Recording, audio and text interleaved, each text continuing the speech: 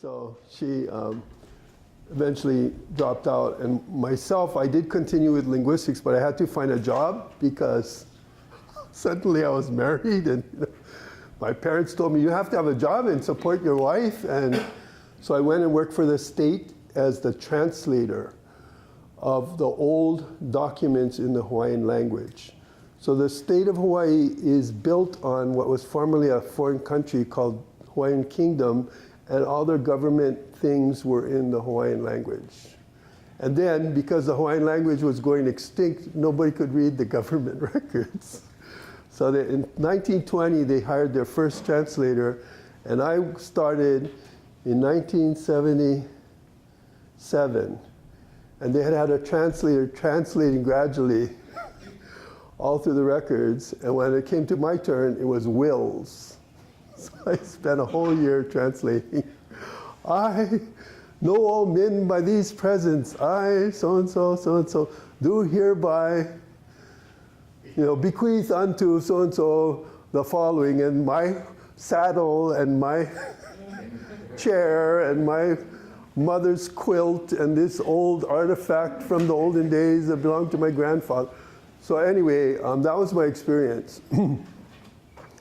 But my wife and I had determined that we wanted to have the Hawaiian language be the language of our children, because the older people that we had been learning from with Larry Kimura had all said, well, we say, how did you learn Hawaiian?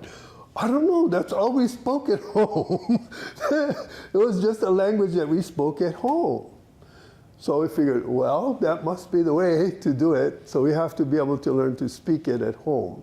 Then the other thing is that their parents had actually gone to school in Hawaiian.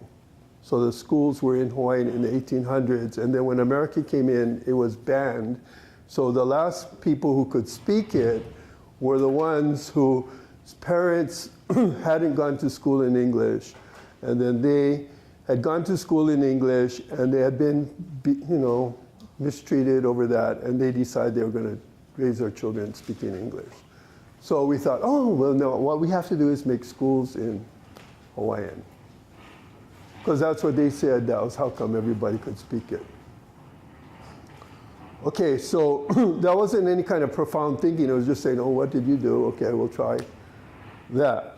But my issue here is, I'm trying to find where, Tuesday, and how the language can encompass the contemporary world.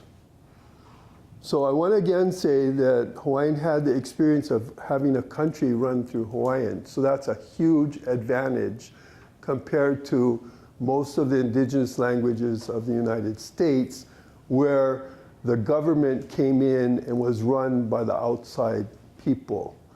However, I'm assuming, and from my own experience and talking to some people, I did learn that certain things were taken into culture. So I'll give an example of the people in the Midwest where they didn't have horses before. And then these horses appeared, and saddles. They didn't have quilting, which also happened in Hawaii. And they took quilting and they developed quilting. They developed horses and things like that, use of horses, which also happened in Hawaii. So horses came, we had no horses, we had no mammals, no deer, caribou, or elk, or moose, nothing. So then the horse and the cow came, and then there developed a Hawaiian cowboy culture, totally in Hawaiian. The cowboys did not speak any English. So the first thing is that it is possible to bring in a new cultural thing and to adapt it to your own culture and language to become so part of it that people consider it to be just a core thing of your culture. So Hawaiian quilting is something that came in with the missionaries, and there's all these Hawaiian traditions. You're not supposed to sit on this part of the quilt, and you can only make this kind of design doing this, and all these little cultural things about it. Or what's another thing? Let me think of something really. Well, the cowboys. Oh, yeah, this is my favorite one. Foods. So I don't know if you have any traditional foods that really weren't there before. But one Hawaiian food that has a big connection to this place is something that had to do with the whaling. So there were these whaling ships, you might have heard, that came to Hawaii, and the Hawaiians were crew members, and then they had to go up where the whales were, which happened to be in this area. And they discovered a wonderful food called salmon. Okay, so they took the salmon and salted the salmon and put it in barrels, and it was taken to Hawaii, and it became like a staple food. So now a Hawaiian feast food is made out of salted salmon. It's raw, it's not, because it's raw, Hawaiian tradition is eating raw fish, but it's salted. Then it's mixed with tomatoes, which did not exist either. Those were brought in from Mexico, and mixed with green onions and round onions, all cut up in little pieces, which also did not exist in Hawaii before. But all of this is based on a tradition of eating raw fish and mixing it with seaweed, and that sort of kind of, oh, and also another plant that's mixed up with a raw fish. But this lomi salmon, which is the famous Hawaiian food, is made of totally foreign ingredients, including some from here. And everybody says it's the most Hawaiian thing in the world. So, or the ukulele, of course, you've heard of Hawaiian music. Okay, so Hawaiian music, first of all, the traditional Hawaiian music is chanting, which is, it has lots of words in it, you know, like, okay,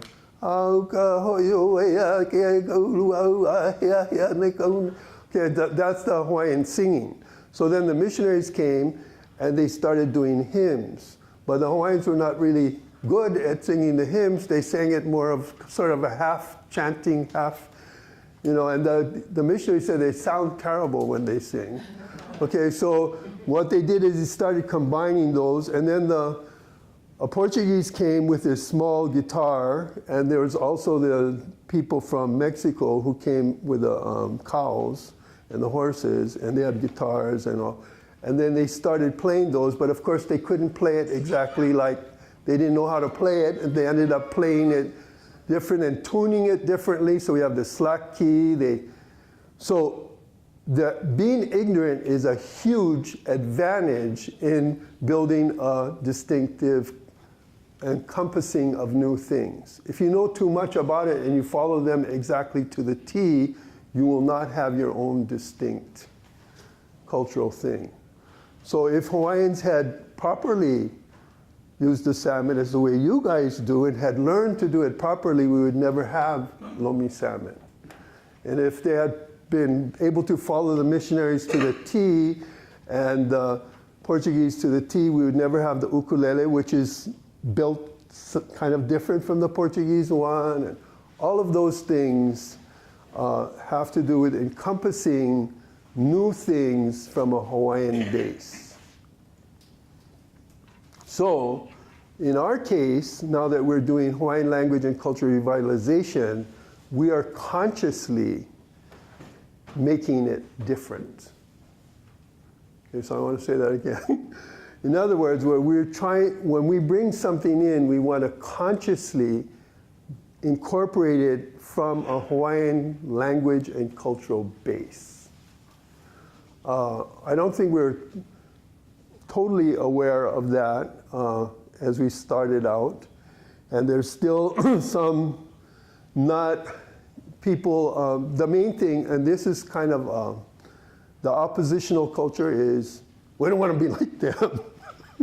So one of the fears when we had our preschool was, uh-oh, the kids are going to be following, the teachers are going to be following the way they do the English preschool. It'll just be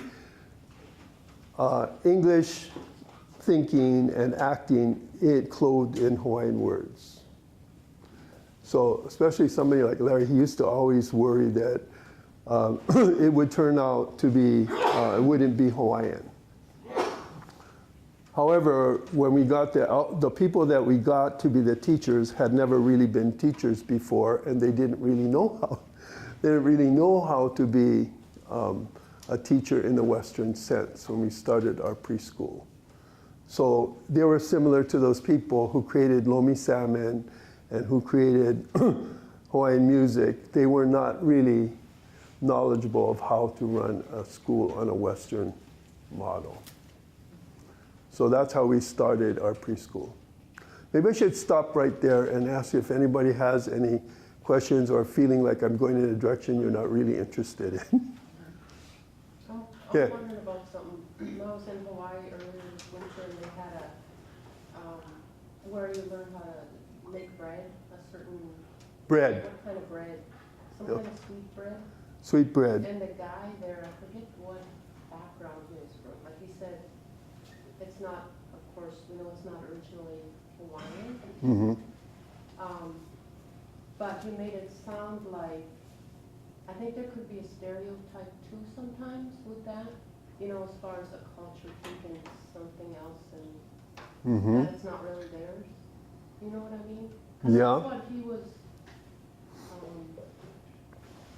pointing out.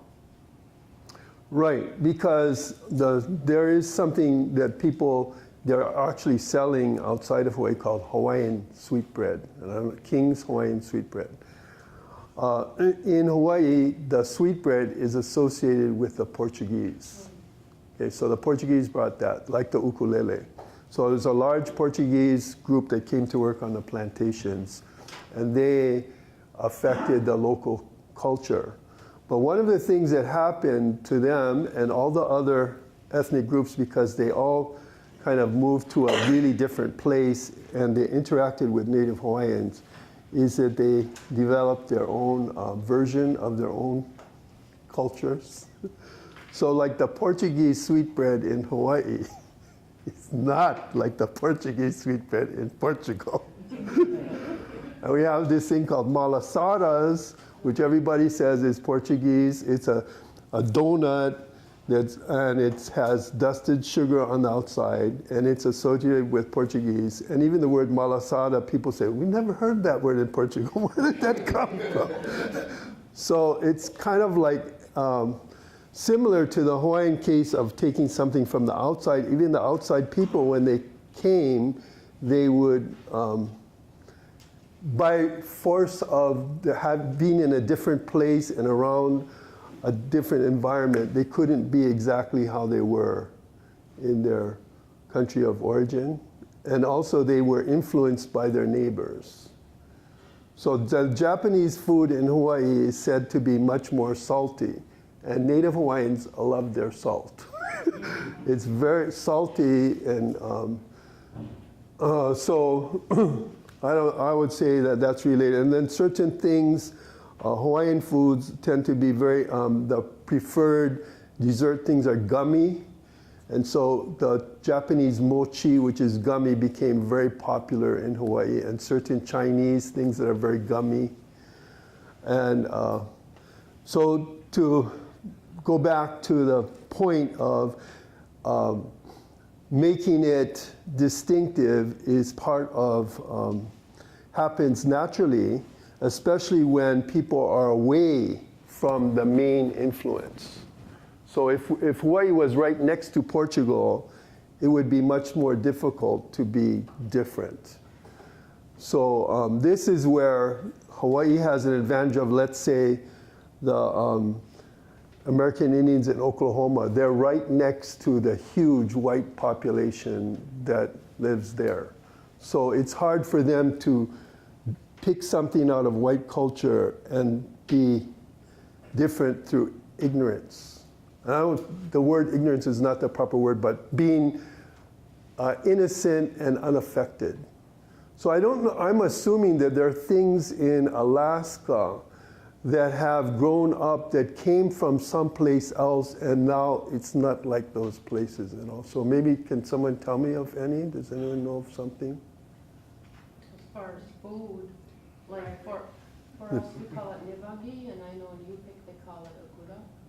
Like for us, they do shortening instead of like moose tallow or moose fat. Mm-hmm.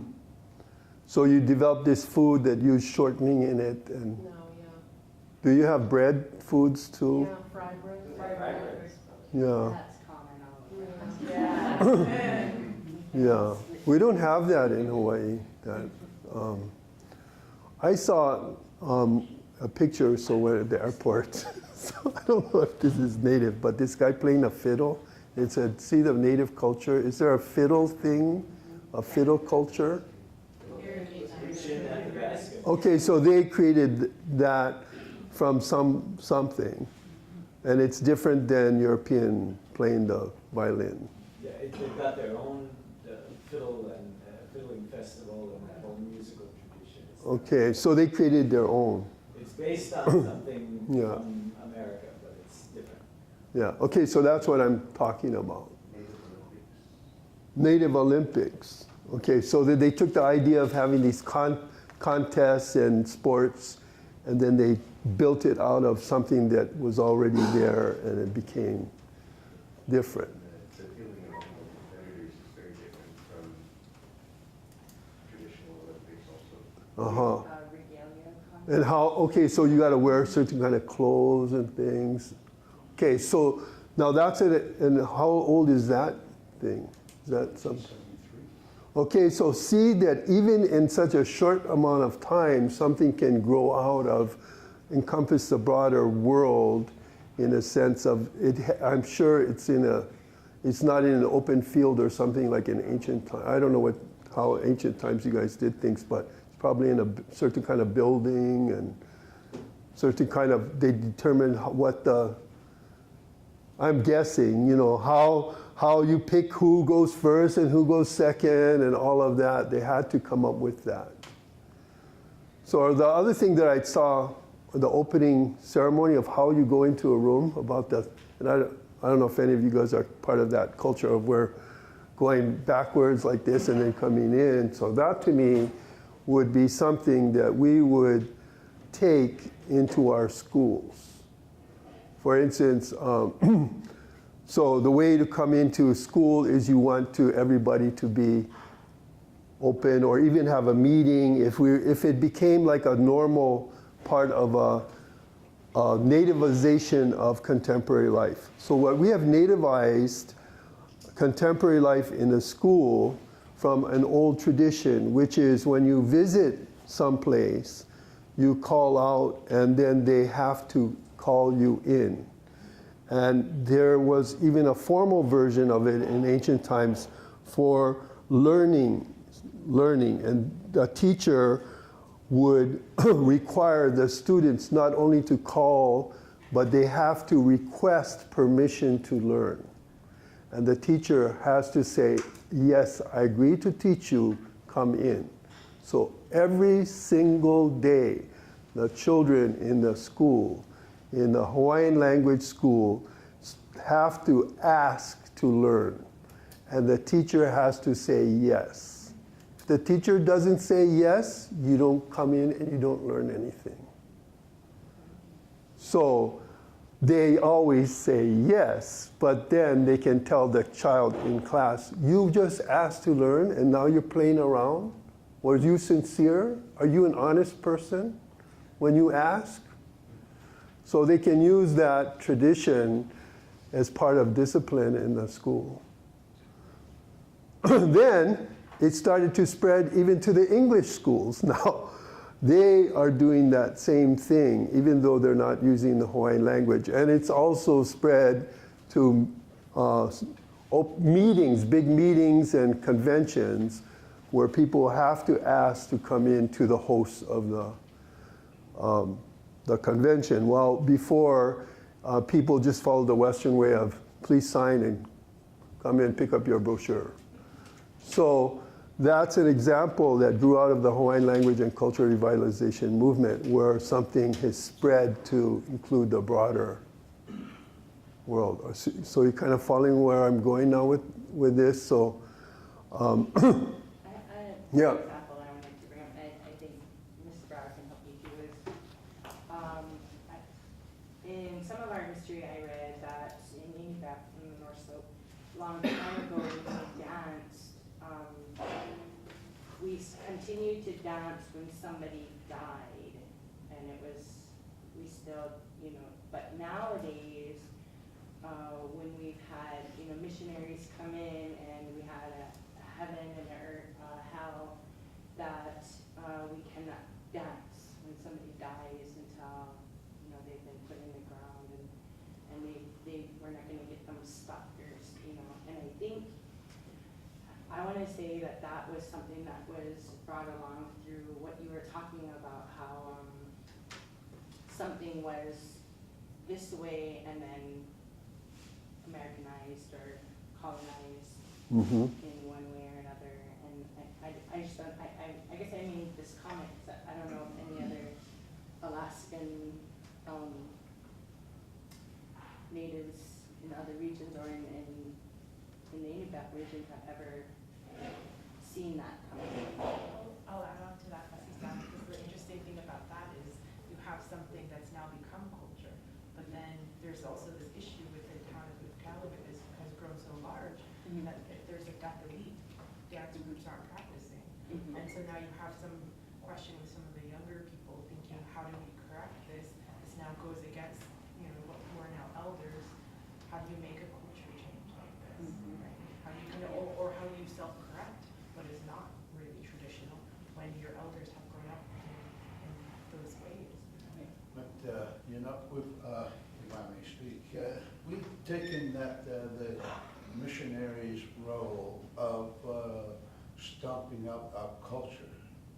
And today, we're now revitalizing all these traditions that the missionaries and religious groups have tried to destroy because it was their sins that they were bringing upon us so that we could become like them.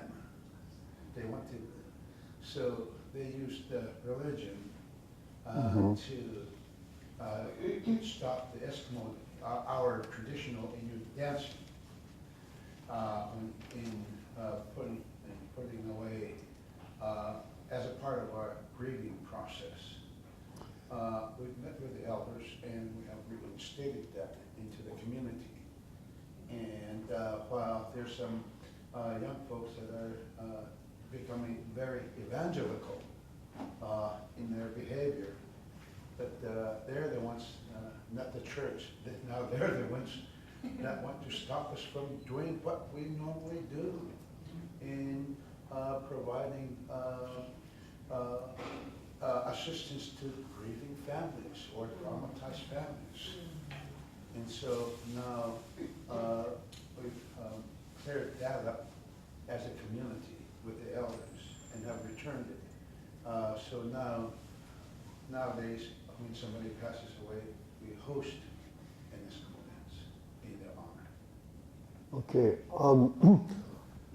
I want to talk kind of about the missionary type things at one point, but because we have some things that are going on with us too. I just wanted to tell a short related story to what they said. In ancient times, they used to, when somebody, a relative dies, and the custom is to cry really hard and burn their hair and grieve and show that they're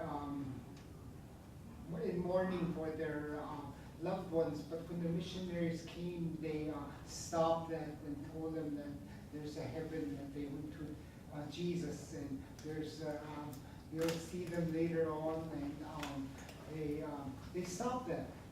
And they had long black beautiful hair, and some of them, they said they do the dances. My uncle told me that they do the dances like that, and they had the sticks like that. Because not everyone was rich, everyone had to work for their next meal, so life was hard. But one of the things he told me that they had, there was no scissors too, and their hair was down to their ankles, and when they hit the sticks like that, and then their long, beautiful black hair would go like that, and that was part of the customs. And then they would burn their hair when some of their loved one dies, and the missionaries came and stopped them. Yeah. So that's part I wanted to Okay, so in Hawaii also, the main missionaries that came to Hawaii, because there's different types of missionaries. So the main one that came, and the first ones that came, were from New England. They were Calvinists, and they believe in very stark, no pictures in the church, and no Christmas, and no, the dancing, and no surfing sports, work. Okay, now there's also a Hawaiian tradition about work, but maybe they influenced it even more. However, again, the Hawaiian people had to have the Christianity come in, and they created their own form of Christianity. Okay? So even though it was from New England, if you compare the Hawaiian church and the one in New England, it's not going to be the same. And I think people don't go back further enough in history to realize the English weren't Christians either, and the Germans weren't Christians either, and even the Romans weren't Christians. You know, they're throwing the Christians into the lions and all of that. You maybe heard of that one. So anyway, these missionaries went from Rome out to these primitive Germanic tribes with their, you see with the horns on their head and everything like that. And in England, they had the same people.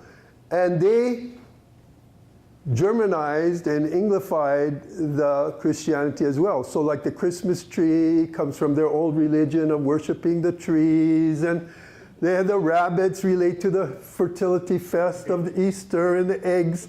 So they took Christianity and they made it into German and English Christianity. Okay, so then when Christianity came to Hawaii, the Hawaiians took that, and some of the things they did exactly like the New England people, but some of them they didn't, because they didn't quite understand the thing. So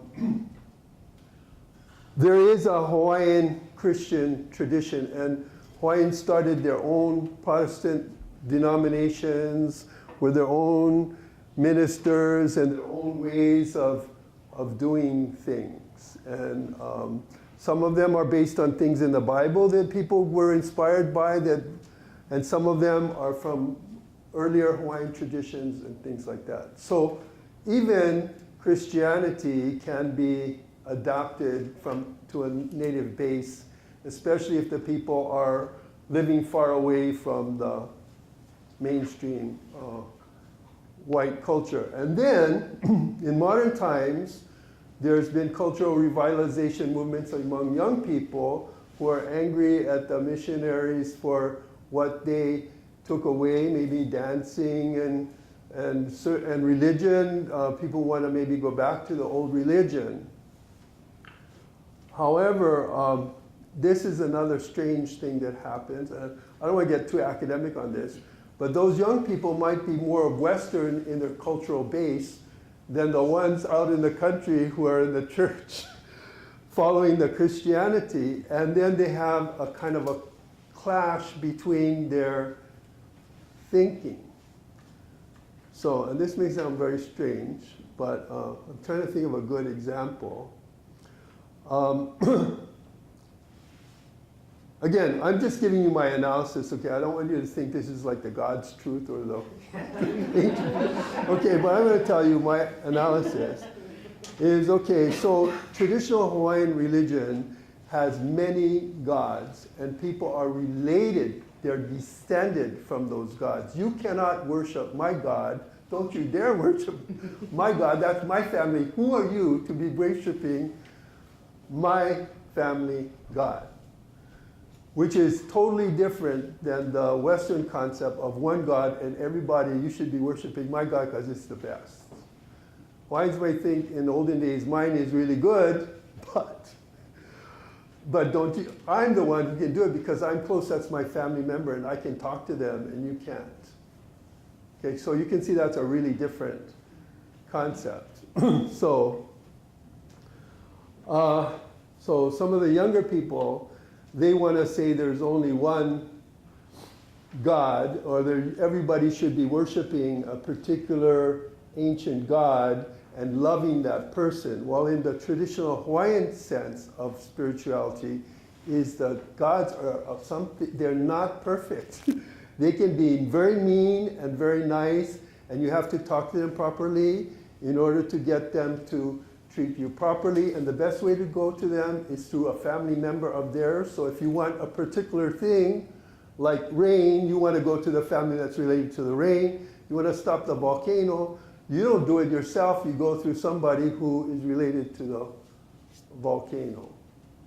And see that kind of a thing. But now the young people are saying, we have to give up the old gods. But lots of the older Hawaiians, they would go to church, pray to Jesus and for certain things.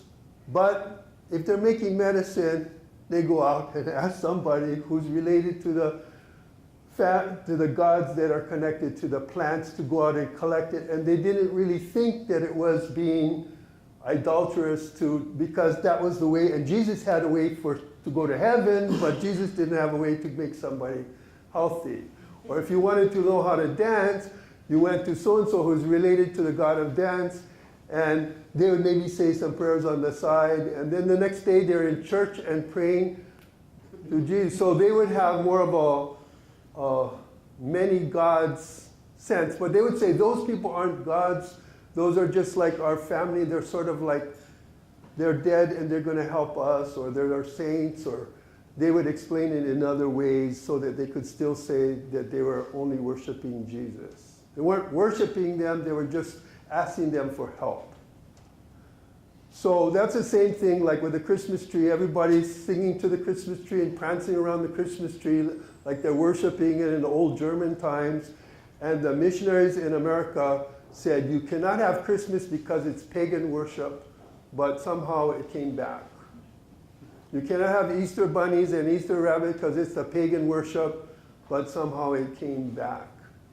So people were somehow able to accept the Christmas tree and the bunny and all of like that and not feel that they were not also part of the Christianity.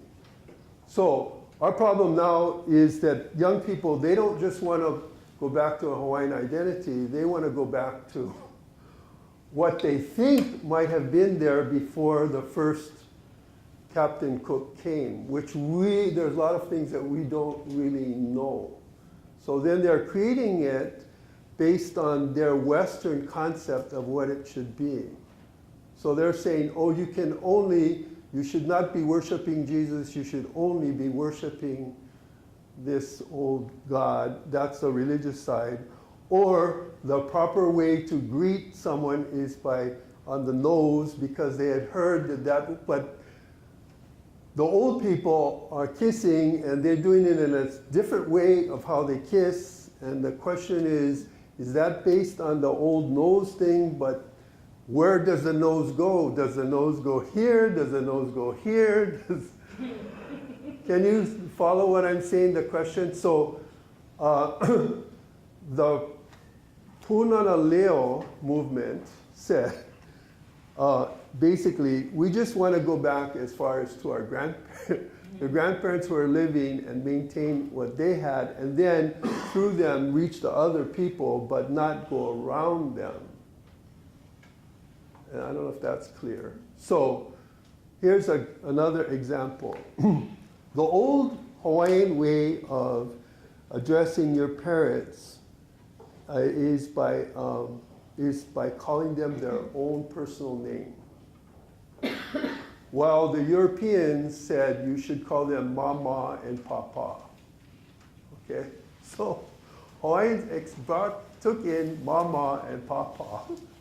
And then their word for parents before, and including till today in the Hawaiian language, includes every aunt and uncle on that same generation out there. So then they start calling Mama so-and-so and Papa so-and-so, and you have, then also the kinship has the older kin in the same group. So you have Mama Nui, who is Mama's and Daddy's older brother, sister, and then you have Mama li'i, the small mother, and so they created this new thing where they use the word, they don't call them by their proper name, but they use these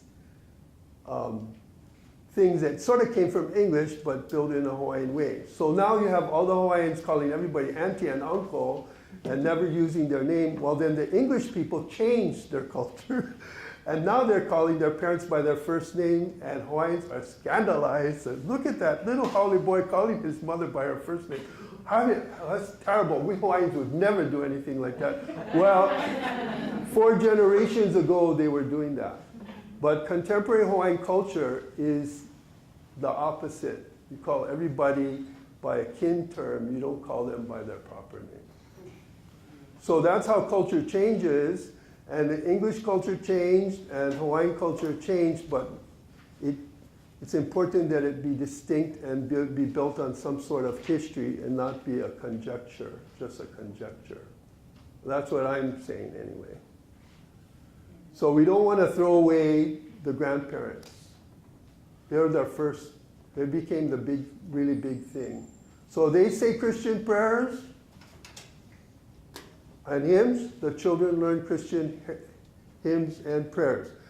They did chanting, whatever, and we do the chanting. So the child learns to sing to the hymns and also do the chants at the same time and be happy. And the other thing they used to do is they go to church on Sunday, they start at the Protestant church, then they go to the Catholic church, then they go to the Mormon church. They go to everybody's church, and when I was raised as a Haole, we were told in the Catholic church, don't you ever go into the other church. They are wrong. But the Hawaiians, they go to every church on Sunday. They love to go. I mean, these are the old people. They just go to church and everybody's church. And they hold fundraisers together and everything for each other's church. So that's what we do with the children too. That's because that's what the old people did. Because we want to maintain what they did. And then build on that. So, don't throw away grandparents and their practices. Yeah, so they might say you cannot dance. Okay, so let's take that you cannot dance. Okay, this is one thing that came out. The missionary said in Hawaii, dancing is evil. So, the temple dance, that went away. But also they had dancing in parties and things, so nobody danced while the minister's there. As soon as the minister leaves, that's when you have the dancing and the party. Okay, so now the young people say they were terrible that they got rid of the dancing, but now they want to have dancing in church. So the Lord's Prayer, dance to hula, which is a beautiful thing. But the old people are super scandalized. So how can you have the very people who teach dancing and pray to the whole God and go to church and they belong to all the religious societies and decorate the altar? They're saying it's terrible what these young people want to do is dance in the church. It's not a place for the dancing. That's where you do these things, these traditions that are part of Hawaiian Christianity. You don't take the dancing into the church. So, for us, we have to try to support not dancing in church, but there's still, so it's just a constant, things are always changing, you know, and you've got to go with the flow.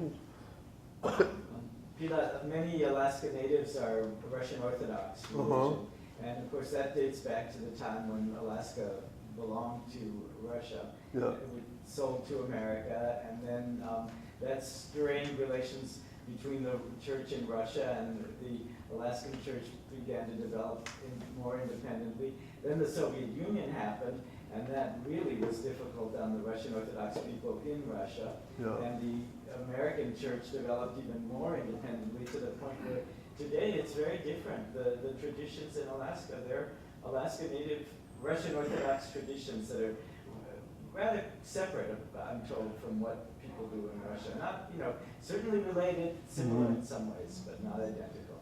So that's sort of what you're talking about. Yeah.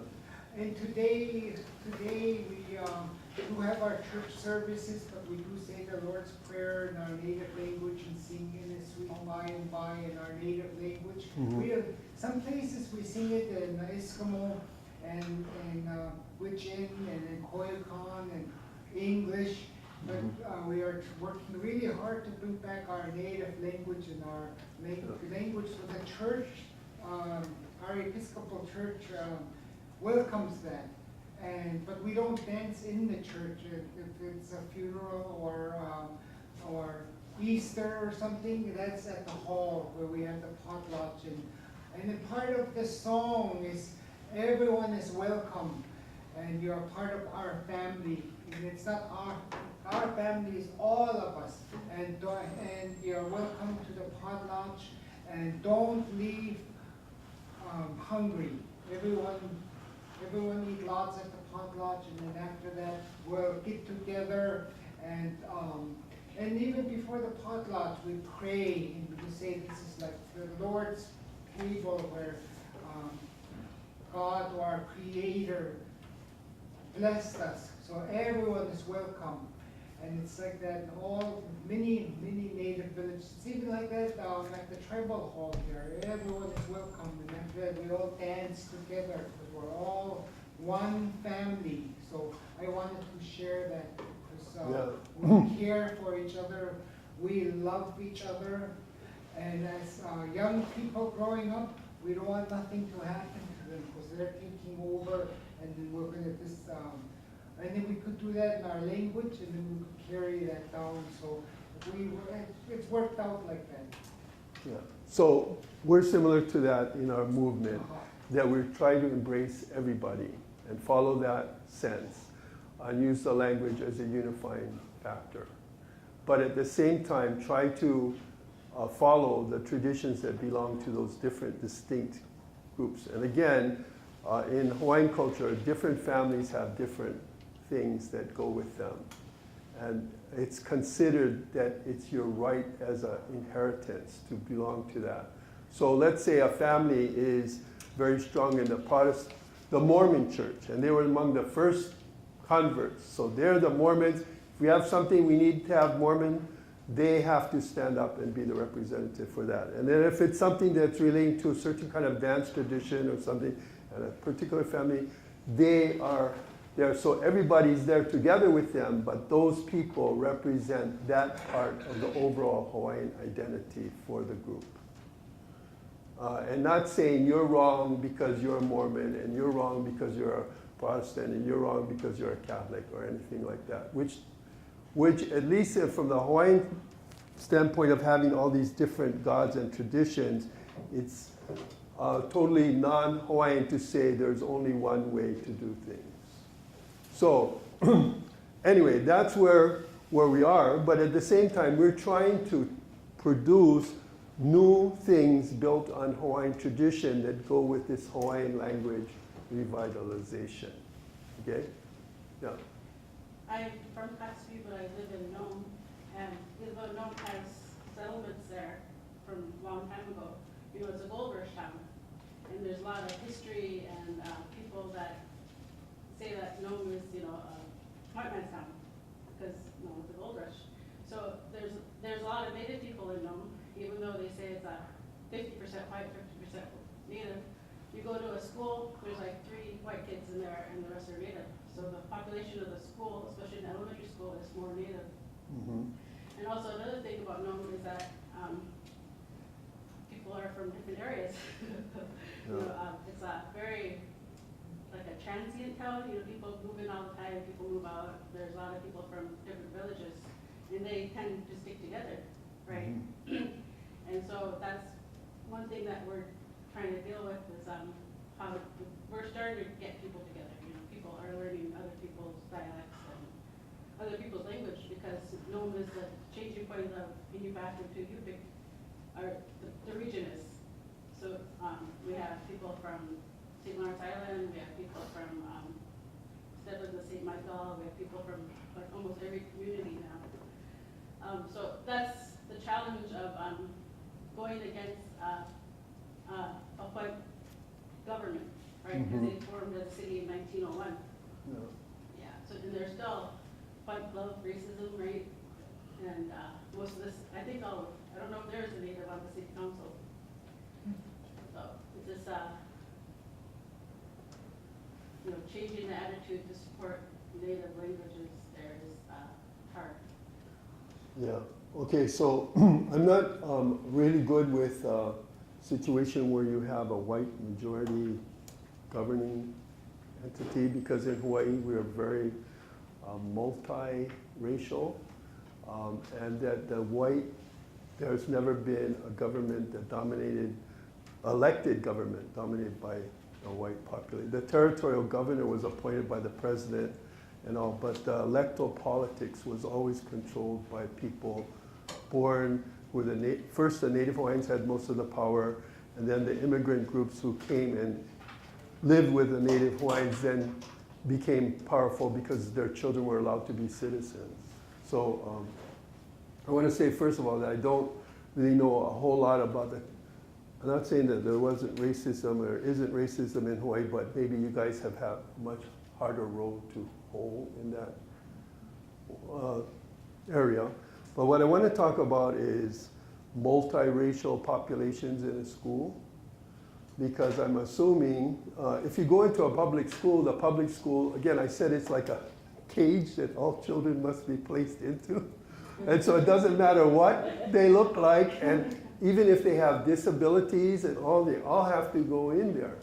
Okay, so what we have done is, again, I mentioned this thing about multiple lineages. So the multiple lineages of the children, of Native Hawaiian children, is not just Native Hawaiian. Yeah, especially lots of Chinese, there's a Portuguese, a Japanese, Filipino. Those are like the main ones. We have others too. And then also the Anglo-American and the people who came from America who maybe adapted Anglo-American identity. They might be pure Italian, but they don't act like Italians. They act like they're English or something. So what do? Well, one of the advantages that we have is that the place is very much identified with the language and culture. So like the name of our town is Hilo, and the names of the streets, and the state is Hawaii, and all like that. So the Hawaiian language is identified as the base, so we connect to the place. And even about the Hawaiian stories and traditions are not exactly the same in every place, but the school is connected to the language of the place. Then, within that base, so that you incorporate everybody. So, how do we incorporate the fact that the child is also part Chinese? How do we incorporate the fact that you have one child in there who is Korean and no Native Hawaiian blood at all? How do you do that? Well, the Hawaiian thinking is you have to go through the family. You have to go to the family, and we are a language base. So the language family, the history of the lineage of the language. So what we did was, and I don't know if this sounds really strange to you, but where did the Portuguese language come from? What is the lineage of the Portuguese language? What about the Spanish language? What about the Filipino languages? Where did they come from? Well, the Filipino languages are related to Hawaiian very, very distantly. Maybe like some of your I heard that Tlingit and Athabascan languages and Navajo were distantly related to each other. So we try to go and find out what's the genealogy. So we found out, my gosh, Latin.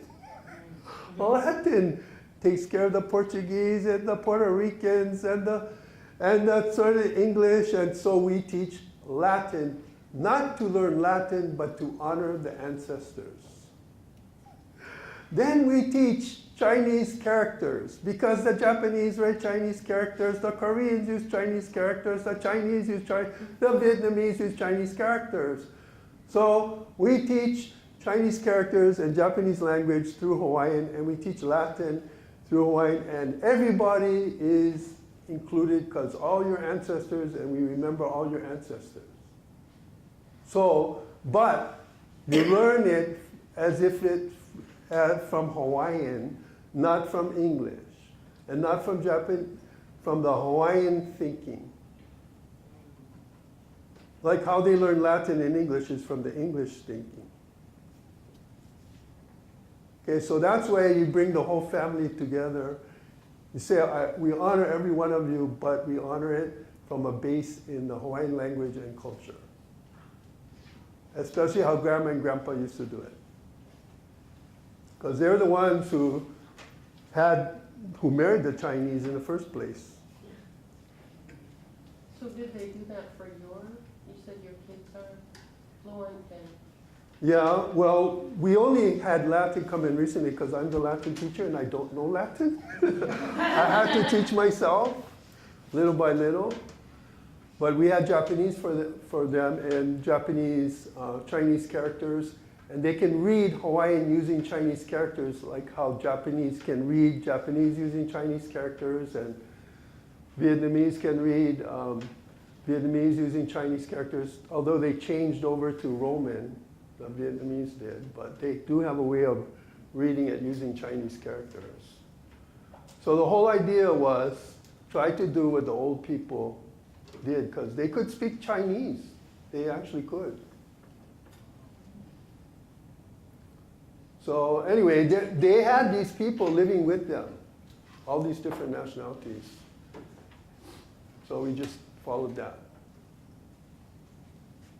I had more of a comment than a Okay. question. Well, actually, I came in with a question, and it was, how do you overcome, which is, I was also kind of on the panel, is how do you overcome that fear from the elders or the first language speakers on being constantly criticized or shamed for, like you have said, you know, that's not how, what part of the blanket you sit on, you Yeah. know, or that's not how you're supposed to design this. Because that's definitely a fear in some of my generation, and as a second language learner. But you had answered it, and about just being back to the basics and learn from your grandparents instead of going around your grandparents and trying to learn this higher language. And I guess I just appreciate that comment, just going back to the basics and learning from your grandparents and being ignorant. Right. Yeah. Now, maybe I want to build on that a little bit too, because I don't want it to be taken too, sometimes I might exaggerate a little bit or get. So I want to say, first of all of those people who are learning the languages fluently, it's really great, and I've been part of it, it's really great, but you're not better than the person who only knows certain words that they heard at home. And I'm going to be kind of crude here, but a lot of times those are the words for kukai, you know, different thing, bodily processes and things. I don't know how that is in you guys' languages, but in Hawaiian, the people who don't know any Hawaiian, but they do know the words for certain kind of bodily processes and certain things. Okay, those are the most precious words in the Hawaiian language, because those are the words that your family kept under all that repression and stuff. Those are the most precious words. Not the words that you learn for some kind of sacred dance or something like that, but the things that is most core to being a human being in a family. So that's the first thing. That's like learning from that. But that does not mean that if your grandmother tells you, don't you dare learn to talk to that neighbor over there, that you don't say, okay, grandma, and then you sneak over there and maybe learn a little bit. But don't tell her, because if you're defiant and unkind, so I don't know how to say it properly, but that's like what I was saying about my father. He said, don't speak, please don't speak Hawaiian, or he would, don't speak Hawaiian, I can't understand a thing you guys are saying over there, the children. And so I said, yes, Dad, yes, Dad, yes, Dad, but then go ahead and, I mean, you can't be so respectful that you ruin your chance of overcoming something really bad that happened. So to me, you have to, the most treasured things are those things that you get from your own family, everything. But that doesn't mean to try and learn maybe from cousin, so your mother's cousin who was a little bit more open. But what I'm also saying is don't go all the way, suddenly jump from your childhood all the way back to pre-contact times and people really don't know what it was and some kind of great thing when you have an inheritance that came all the way down and there are people in your community who can help you connect to that inheritance. So that's what I meant. Because all languages change, all cultures change. They change. And we want to revitalize these languages, but even in the process of revitalization, they will change. And if there was never a single white person who ever went into your communities, they would have changed because how come that little community over there speaks different from that community to that community to that community? So they were changing, and they were the most purest of all people of the world, and they were changing. So, but people don't like change. So it's just natural that people will criticize change, and you just gotta take it. You gotta take it. And they say, okay, I'm sorry, I'll try harder. I don't know how you can pronounce those sounds anyway. But you gotta take it and try and improve, but you cannot give up based on the criticism, I think. Because there are really harsh things, like I told you about, you are exposing the bones of our ancestors to the sun, which is a cultural taboo, and you have ruined, to this lady, she really got it to the point where she did not ever want to go out in public to be exposed to other elders who really attacked her. And she wasn't just like a younger person. So, now, Would it be appropriate to think of this as kind of a liberal conservative dynamic? yeah, Where you want to preserve the core of what you think is and what Hawaiian is, what Indigenous is, but be able to progress and keep current? yes, I would say that's a good,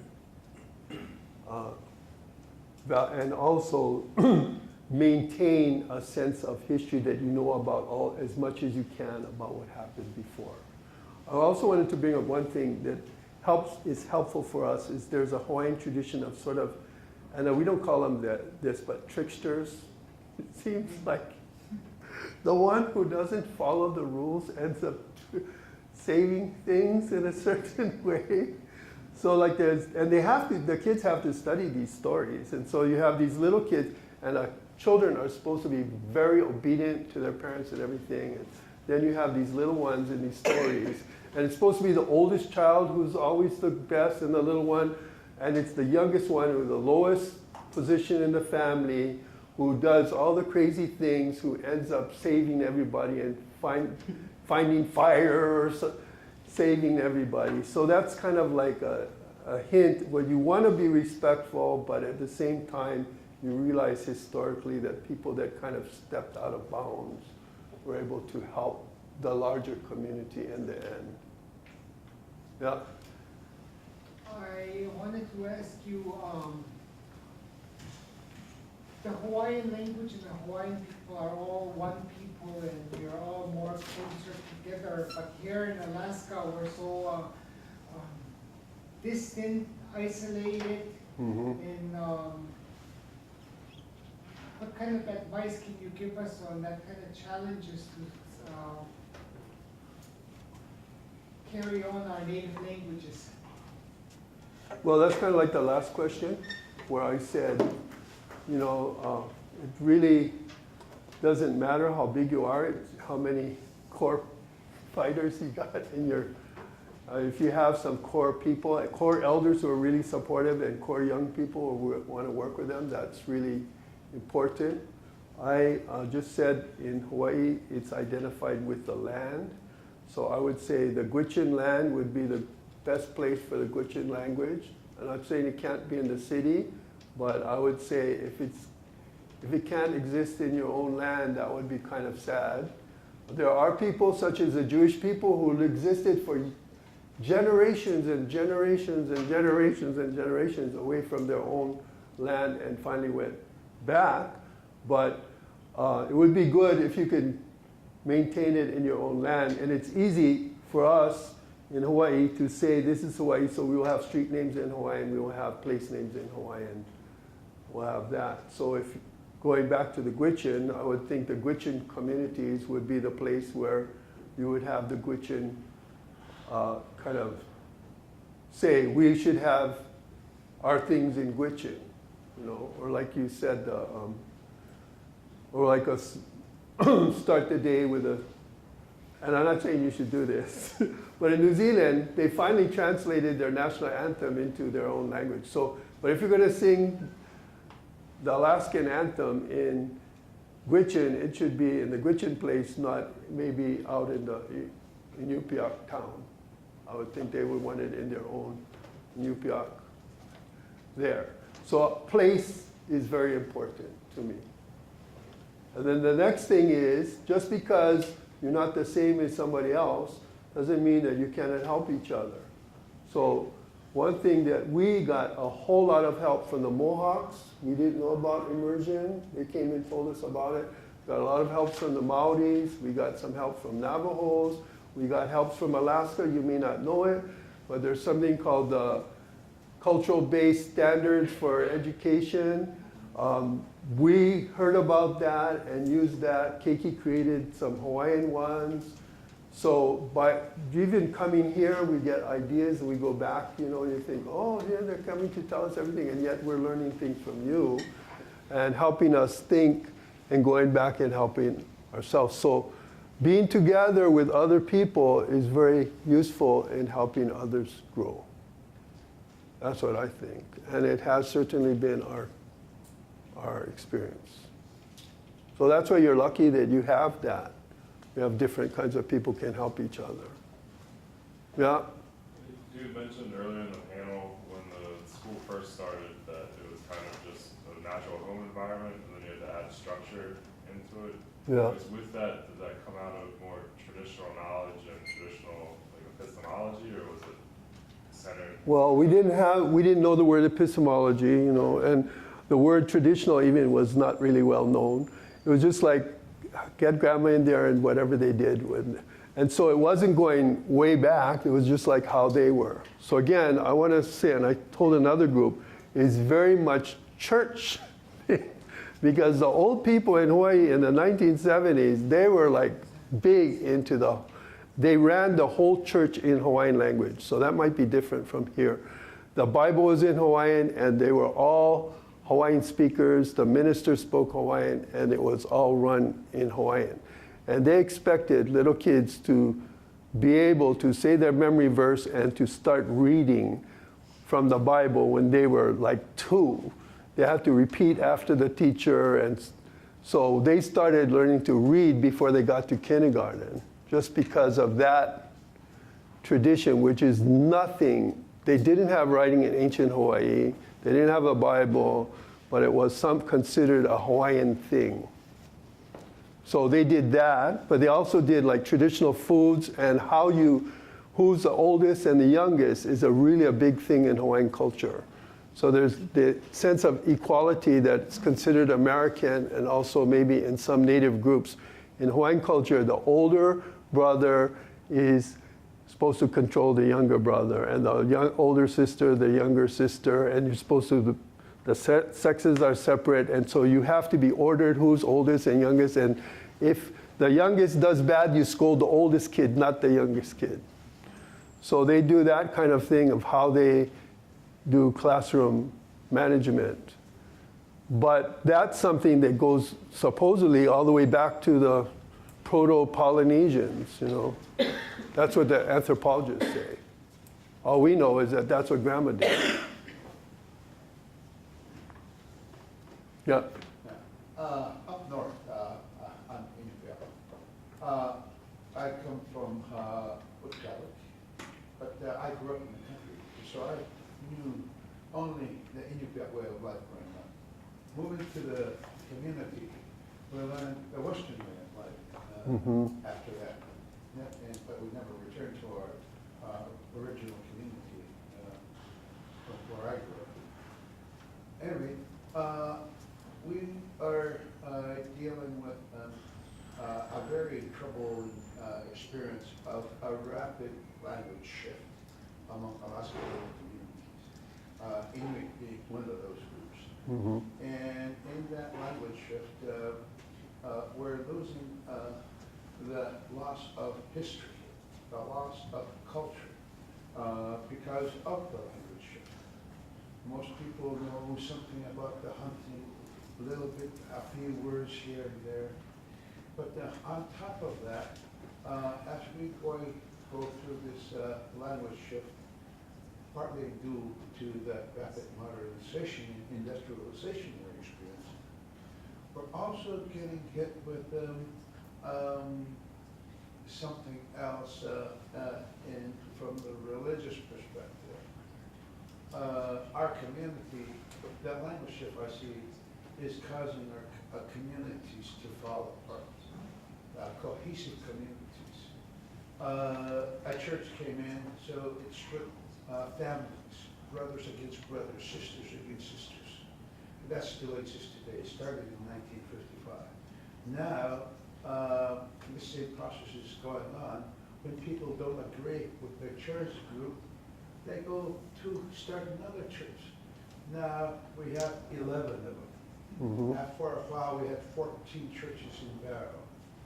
And this divisiveness is really affecting our retention of language.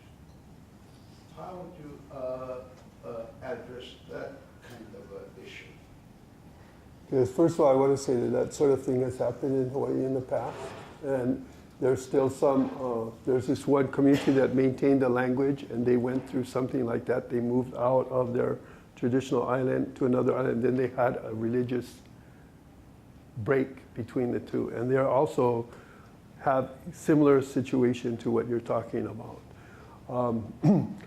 The other places had gone through these kinds of religious breakups earlier, and they had found a way for everybody to work together, what I was talking about. So let's say the Mormon church is having a fundraiser for some kind, send their kids off on a mission. I don't know how familiar you are with Mormons, but they send their kid off on a mission. So maybe they'll have a fundraiser, then everybody in the community helps them raise the money to send the kid off on a mission, even though they don't want to be Mormons themselves. Then the next group has, let's say the Seventh-day Adventists have a thing, and then everybody has their, fundraiser and help them do whatever they want to do. And then you have things that happen in families where so-and-so gets in a fight with so-and-so, and so one of the things that they do is they joined another church because they don't want to be with their cousin or something. So family problems exist throughout time, but then the churches are used as a means of emphasizing that kind of a problem. The core thing that happened before, I'm saying in the olden days, was they did use the Hawaiian language among all the religions. But now you're saying the rapid modernization plus the requirement schooling be English, that's what's destroying the language, which was a potential way of bringing people together. That's what I'm hearing. So if people, it's not going to happen overnight. It may sound like we're really far advanced, but there's a huge number of people who don't know any Hawaiian. Now they're saying it might be a positive thing, but it started with a little core. And the little core decided that we're not going to let these kinds of religious things be included in our language movement. In other words, every religion is allowed to be in, and we want every religion to be respected by the language people and slowly grow. And still yet, people would identify us with certain religious things because there would be larger groups who had more speakers or something like that. You still have to just kind of put up with that. That's what I was trying to say, that even though people may be critical and all, you have to continue, try to be respectful of everybody and still learn building from your base. At least that's what we did through some kind of luck or something. I don't know how it wasn't real super conscious. The people you said about liberal and conservative, the people who are in the language movement tend to be the more conservative Native Hawaiian activists.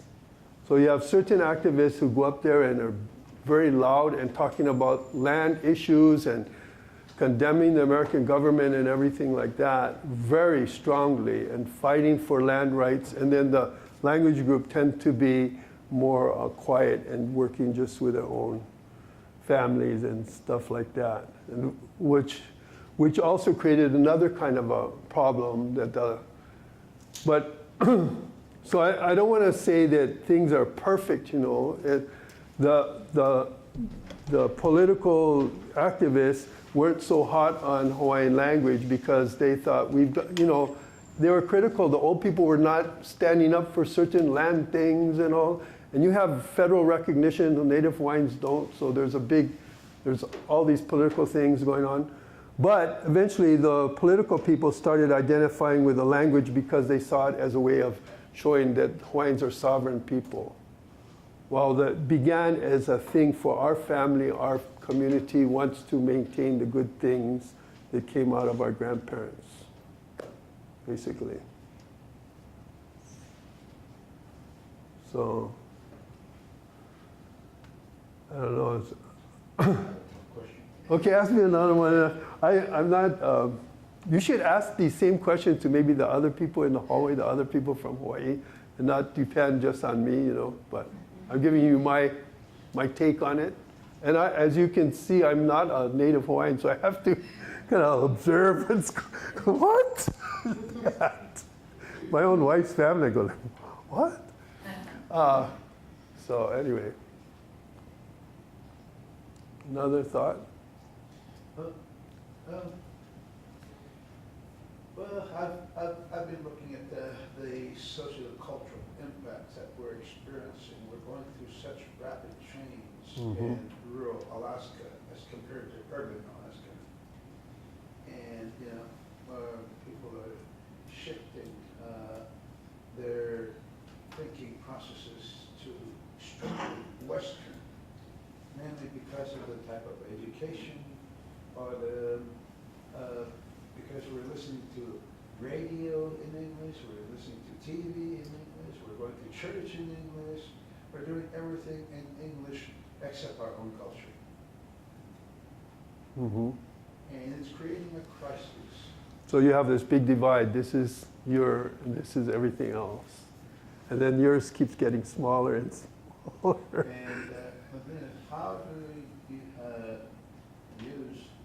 bring our language back? Yours, the Hawaiian language was in the Breakout, as I listened to talk. There's some good formulas that I'm hearing that might be tried in our part of the world.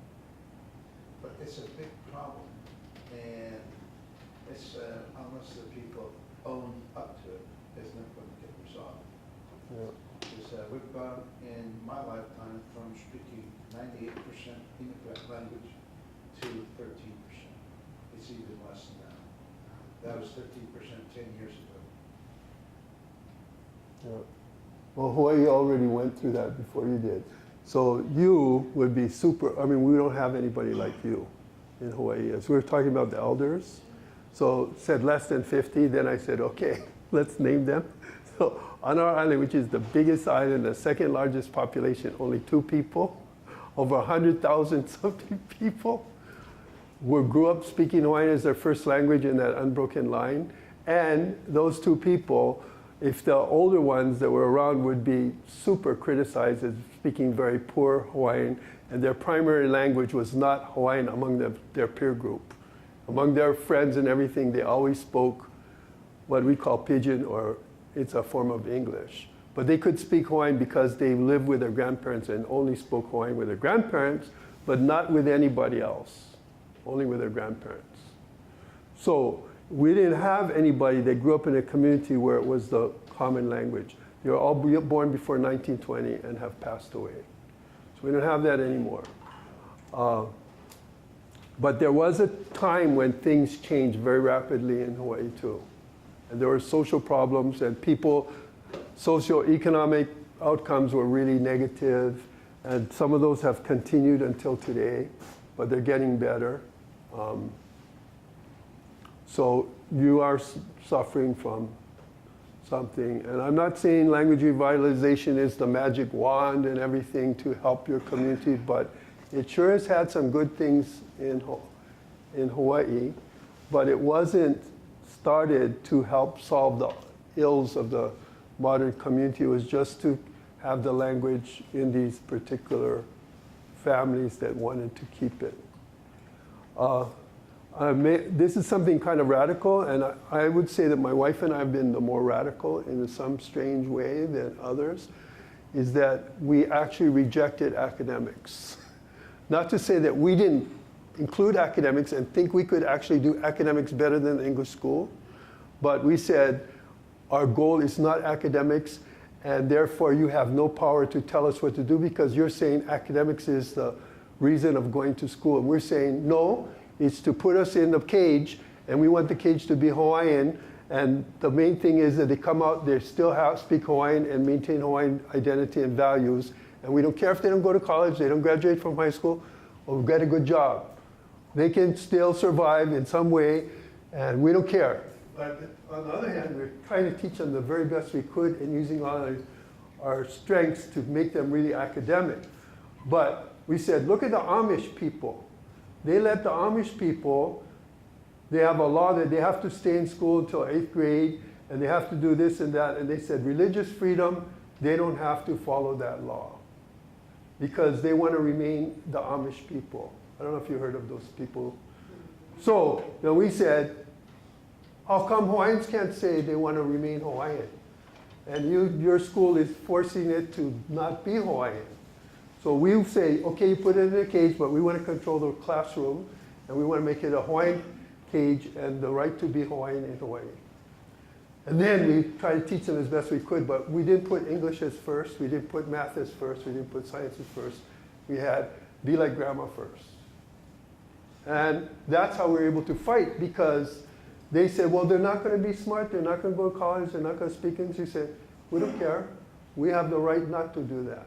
You cannot tell us that it's better to go to Harvard than it is to be a farmer and a fisherman.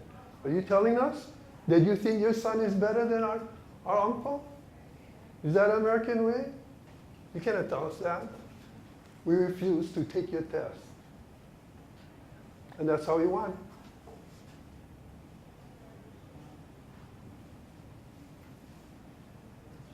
Yeah.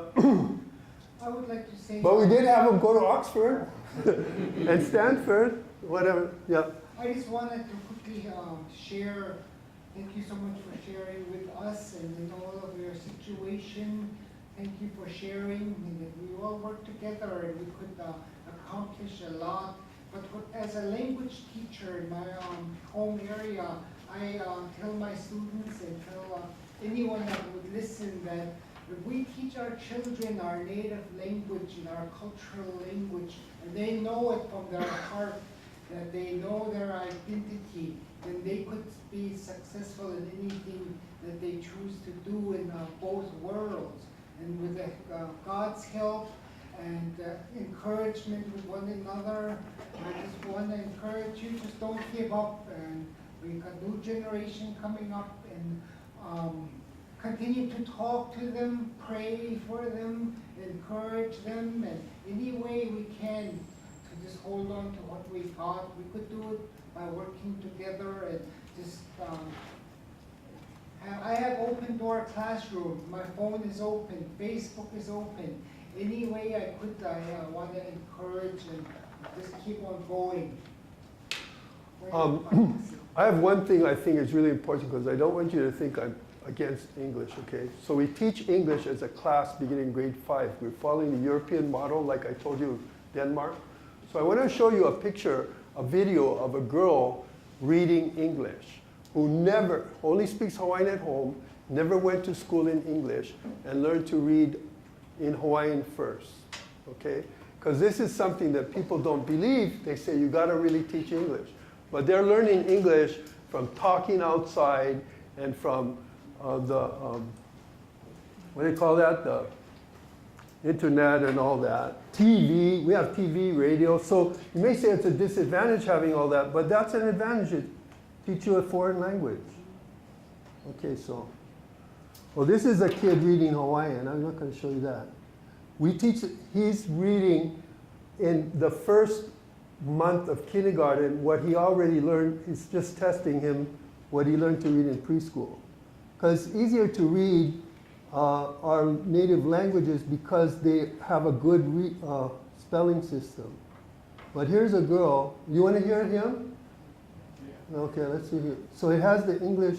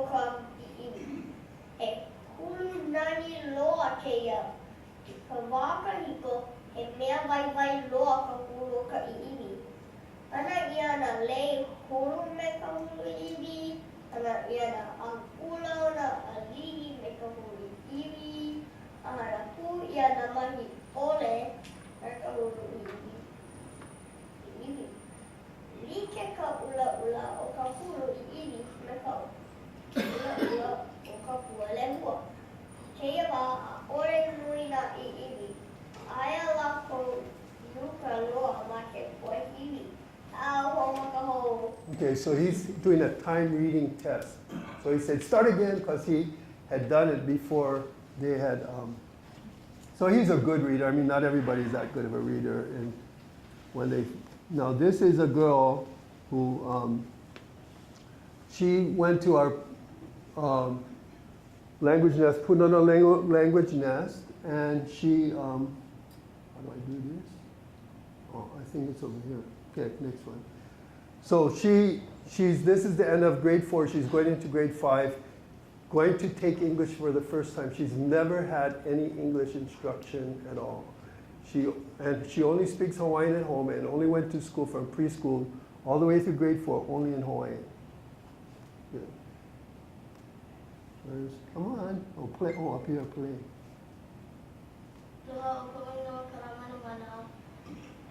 So she's introducing herself that she's going to grade 5. And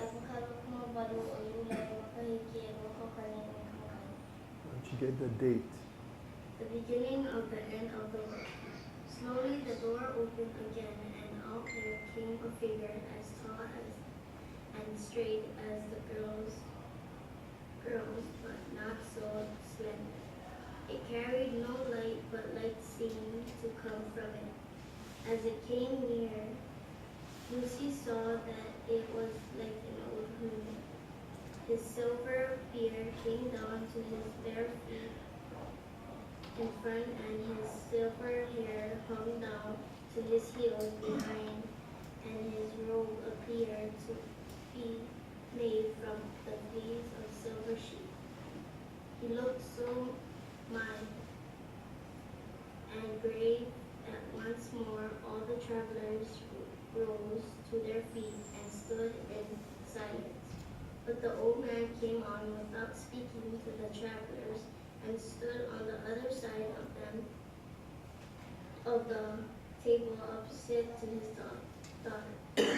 Then both of them held up their arms before them and turned to face the east. In that position, they began to sing. I wish I could write down the song, but no one who was present could remember it. Lucy said afterward that it was high, almost shrill, but very beautiful.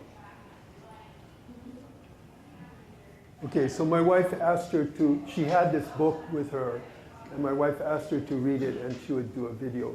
But you can tell that some of the words she doesn't know, and she doesn't pronounce, like, I don't know if you heard the fleas of the sheep. So we don't know, we don't have sheep, and she never saw fleece, supposed to be fleece. But she could sound out the word kind of and guess what it was. Okay, so that's it. So anyway, it is possible for them to just go to school in Hawaiian and they learn English from the radio and TV. Like, it's a problem, but maybe it's an advantage. So anyway, thank you very much. I'm sorry.